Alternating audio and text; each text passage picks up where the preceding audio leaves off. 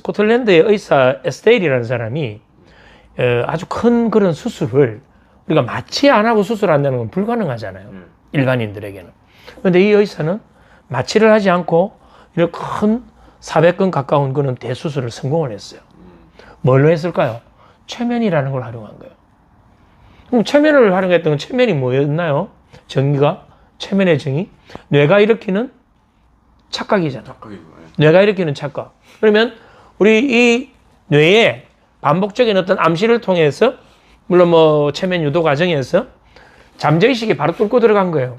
그래서 그러한 통증을, 감각을 차단을 시켜버린 거예요. 그 감각을 차단하는 것까지 가능한 게 우리 잠재의식이에요. 잠재의식에 접근만 할 수 있다면 우리가 원하는 그 어떤 상태도 만들어낼 수 있다. 와, 우리가 이 잠재의식 수업을 하면서 왜 마음 공부는 잠재의식 공부고 NLP 공부도 잠재의식 공부라고 하는가? 잠재의식이 모든 게 답이 다 있어요. 우리가 의식적인 거는 대부분 드러나 있는 거잖아. 근데 이 잠재의식에는 과거에 썼던 거는 관점, 부정적이고 어둡고 과거적인 이런 게 아니고 우리 안에 수많은 긍정적인 게 있는데 우리가 초점을 부정으로 맞춰서 현재 상태를 부정으로 만든 것일 뿐이에요. 원래 잠재의식은 수많은 긍정의 자원과 에너지가 저장되어 있는 보물창고예요. 자, 그래서 이 의사가 이렇게 환자들을 마취도 안 하고 수술을 할 수 있었던 것은 결국은 우리의 잠재의식을 활용을 어떻게 하냐에 따라서 뭐를 만들어낼 수 있냐면 기적적인 결과를 만들어낼 수 있다.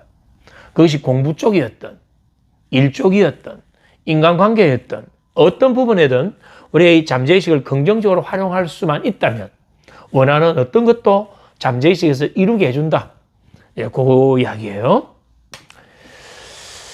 미국의 윌리엄 제임스라는 사람 아주 유명하죠. 심리학 쪽에서는. 이 사람이 우리의 잠재의식을 이렇게 말한 거예요. 우리의 잠재의식에는 세계를 움직이는 힘이 있다. 세계를 움직이는 힘이 있다. 우리는 내 자신도 조절하고 통제하기 힘든데 세계를 움직이는 힘이 있다. 자, 그래서 알렉산더, 징기스칸 이런 사람들 어떤 인물일까요? 이 사람들이 육체적으로 일반인들과 특별한 차이를 많이 가진 사람은 아니거든. 그리고 그 사람들 쓰는 말이 특별히 뭐 다른 사람보다 외계인이 쓰는 그런 말을 쓰는 것도 아니에요. 그런데 이 사람들은 뭐가 차이 나냐면 자기 안에 그 잠재의식에 있는 무한한 그런 자원과 에너지를 자신의 어떤 대전제를 세워놓고 그 대전제 아래에 원하는 그 꿈과 사명, 목표 그걸 실현하기 위해서 모든 초점을 맞춰버린 거예요. 그래서 자기 안에 있는 그 잠재의식에 있는 모든 자원과 에너지가 자신이 세계를 정복하는 쪽에 동원될 수 있도록 만든 거예요. 그래서 우리가 어떤 사람이 어디엔가 열정을 바치고 미쳐 있으면 그 주변에 있는 사람들이 거기에 끌려 들어가요. 우리가 사기꾼이 어떤 그런 에너지를 갖고 있어도 사람들은 끌려 들어가요. 사이비 교주가 그런 걸 갖고 있어도 우리는 끌려 들어가요. 왜냐하면 인간은 모두가 사회적 관계 속에서 연결되어 있기 때문에 그것이 부정적인 것이라 하더라도 우리는 끌려 들어간다 이 말입니다. 그렇게 끌려 들어가서 우리는 패가 망신을 하거나 아주 사기를 당해가지고 어려운 공경에 처하는 사람들도 있잖아요. 근데 우리는 이거를 긍정적으로 만약에 쓴다면 긍정적으로 우리가 그런 열정을 가지고 대전제를 가지고 우리 안에 있는 잠재된 이는 모든 자원과 에너지를 사용할 수 있다면 어떻게 될까? 이루지 못할 일이 없다. 그래서 세계를 움직일 수 있는 그런 힘을 어디에서 가지냐면 바로 이 잠재의식에 있다. 그러면 이건 그 알렉산더 징기스칸만 갖고 있는 게 아니다.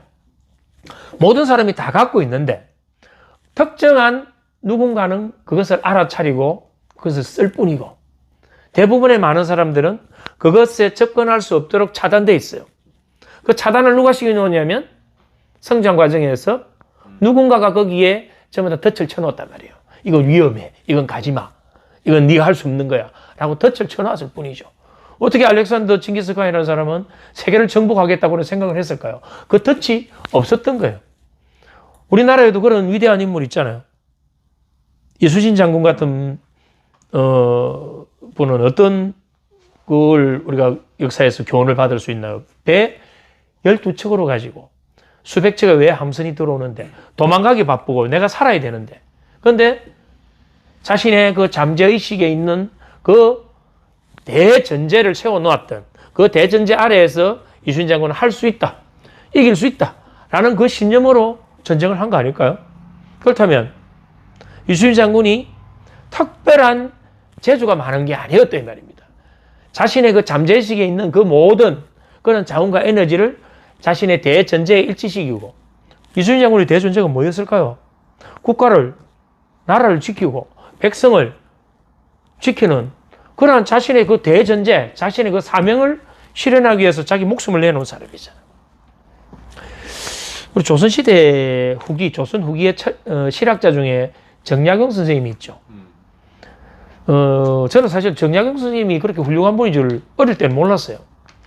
근데 나중에 제가 이제 정약용 선생 그 관련된 책을 쭉 읽어보면서, 이야, 우리 역사에 이렇게 위대한 천재가 있었구나. 그 과거에 우리가 책을 쓰면 전부 다 붓으로 썼지 않나요? 그렇게 해서 그분이 책을 쓴 게 총 600 몇 권이라고 내가 기억을 해요. 정확하게는 모르는데. 그게 가능할까요? 근데 그분이 국방, 경제, 의학, 농사, 의료 전 영역에 걸쳐서 책을 다 썼죠. 그분이 워낙 천재다 보니까 조정에 자기가 벼슬을 하러 나가서 아주 위대한 천재가 나타나면 항상 뭐가 생기나요? 시기 질투하는 세력들이 모함을 하죠. 그래서 그 강진까지, 전라남도 강진까지 쭉 귀향을 갔어요. 그래서 제가 그 정약용 선생의 그런 어떤 그게 매료대가 전남 강진에 그 생가가 있더라고. 그 저 귀향 그 살이했던 그걸 복원해 놓은 게 있더라고. 2번이나 갔습니다. 귀한 받아볼 거라. 아, 갔는데, 와, 정말 대단해요. 이 책을 읽거나 글을 쓰면 자기 복숭아뼈가 옛날에 이렇게 앉아서 쓰잖아요. 복숭아뼈가 썩어가 없어지는 것도 모르고 앉아서 글을 쓰고 책을 읽는 거예요. 대단한 정말 초인적이죠. 그래서 위대한 그런 업적을 남기고 수많은 제자들을 양성을 한 거죠. 그럼 그러한 정약용 선생님이 썼던 건 무슨 능력일까? 일반적인 인간의 능력은 아니거든. 근데 그 일반적인 인간의 능력은 아니지만 사실은 일반인들이 다 갖고 있는 능력인데 그 정약용 선생님은 그걸 자신이 갖고 있는 그 대전제나 어떤 사명이나 신념에 맞추어서 자신의 어떤 목표에 맞추어서 썼던 거예요. 그래서 그분은 이순신 장군이든 정약용 선생님이든 이런 분들은 어떻게 보면 초능력을 쓴 거 아닐까요? 그럼 이런 초능력은 모든 사람들이 다 갖고 있다. 이순신도 마찬가지고 나도 마찬가지고 나도 아직 내가 갖고 있는 능력을 일부밖에 못 썼어요. 일부만 써도 내가 원하는 어떤 목표를 정해놓으면 그것이 이루어지지 않는 게 없거든. 왜?